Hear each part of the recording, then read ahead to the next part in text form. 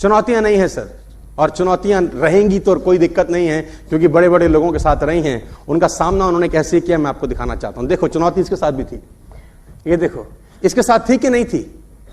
ये दोनों लल्लू भाई लोगों को बोल रहे थे लोहे को हवा में उड़ा देंगे, हम बेड उड़ा देंगे, कुर्सी उड़ा देंगे, मेज उड़ा देंगे, हम आदमी को उड़ा देंगे।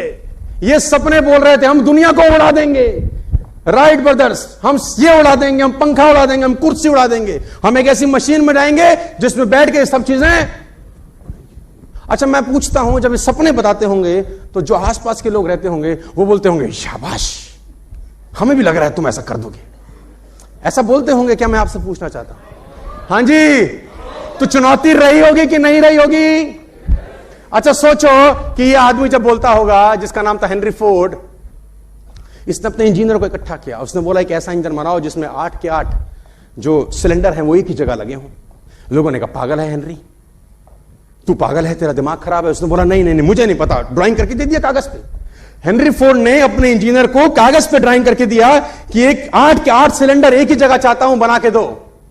मरता क्या ना करता, एम्प्लॉय थे, पैसे मिलते। उसने बोला ठीक है कोशिश करते हैं। 2 महीना, 3 महीना, 6 महीना, रिपोर्ट मांगी, क्या हुआ? बोला सर नहीं होता, हो ही नहीं सकता। बोला फिर करो, तनख्वाह तो मैं दे रहा हूं। 2 महीना, 4 महीना, 6 महीना, हो ही नहीं सकता। 1 साल के बाद इंजीनियर को बुलाया, इंजीनियर से पूछा हाँ भाई, उन्होंने बोला हो नहीं सकता। तो मैं आपको हेनरी फोर्ड की वो लाइन बताता हूं, साथ लेके जाइए। जानते हैं हेनरी फोर्ड ने क्या बोला? बोला चाहिए ही चाहिए।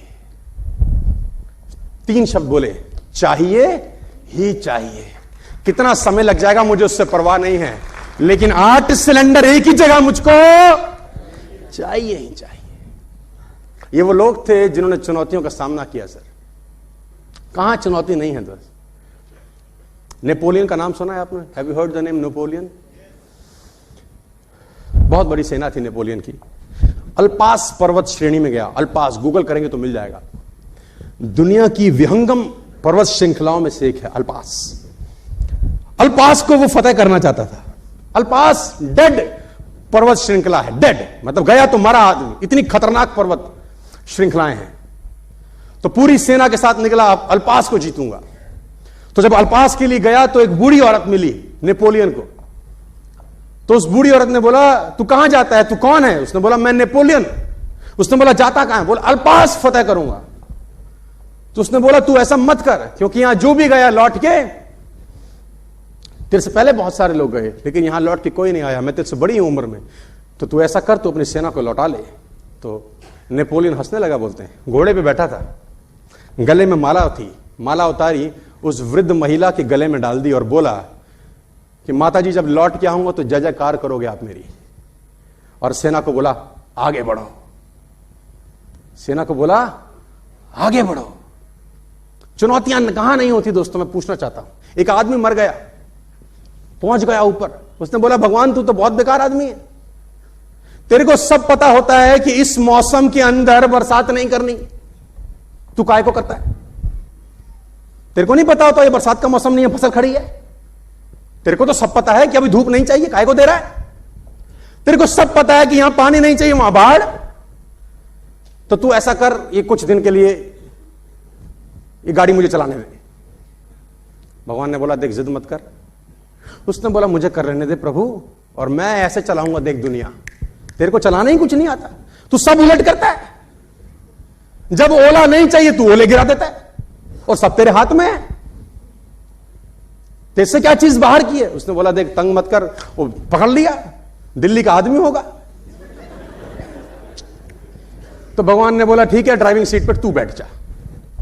अब ये मस्त रहा, किसान ने फसल उगाई, जब पानी चाहिए था पानी बरसा, जब धूप चाहिए थी, जितनी तापमान, जितनी टेम्परेचर, जितनी डिग्री चाहिए थी उतना डिग्री दिया, जितना पानी उतना पानी, जितने तापमान उतना तापमान, जितनी ओस, जितनी फॉग चाहिए गेहूं को पकने में उतनी फॉग दी, टाइम पे बारिश आई, जितनी चाहिए उतनी हुई।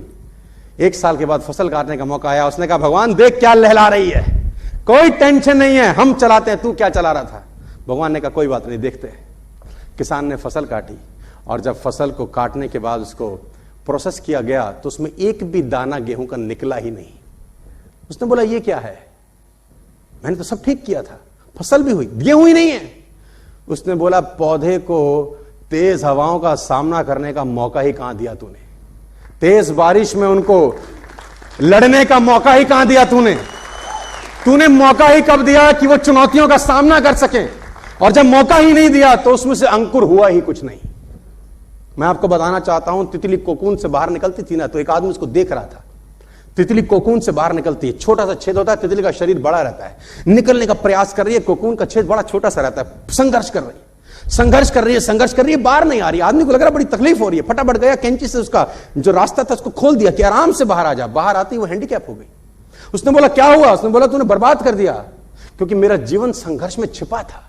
संघर्ष करके बाहर आती, जो लार टपकती मेरे शरीर में जाती, उसी से तो मुझे उड़ना था। तूने वो संघर्ष समाप्त कर दिया, मुझे अपंग कर दिया तूने।